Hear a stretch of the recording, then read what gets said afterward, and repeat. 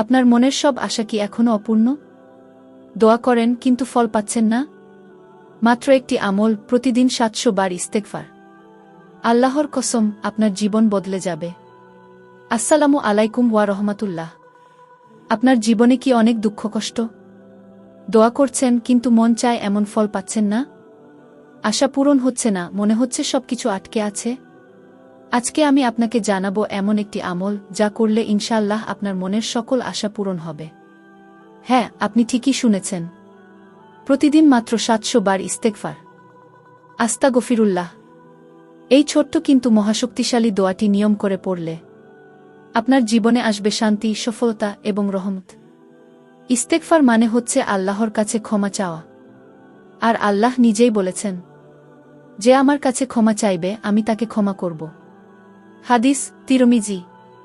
আপনি যদি প্রতিদিন ৭০০ বার ইস্তেগফার পাঠ করেন, ৪০ দিন অবিরাম এই আমল চালিয়ে যান, অথবা সবসময় এই আমলকে জীবনের অংশ বানিয়ে ফেলেন, তাহলে ইনশাআল্লাহ আপনার সব গুনাহ মাফ হবে, সব বিপদ কেটে যাবে, রিজিকের দরজা খুলে যাবে, আপনার দোয়াগুলো কবুল হতে থাকবে, এমনকি জীবনের বড় বড় স্বপ্ন পূরণ হয়ে যাবে।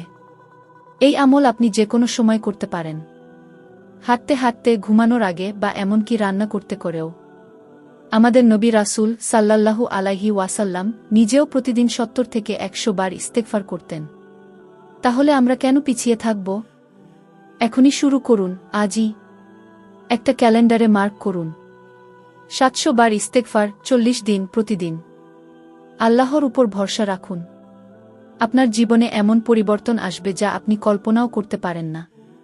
আপনি যদি চান আল্লাহর রহমত আপনার উপর বর্ষিত হোক, এই ভিডিওটি শেয়ার করুন, কমেন্টে লিখুন আস্তাগফিরুল্লাহ, আর সাবস্ক্রাইব করুন এমন আরও প্রেরণাদায়ক ভিডিওর জন্য।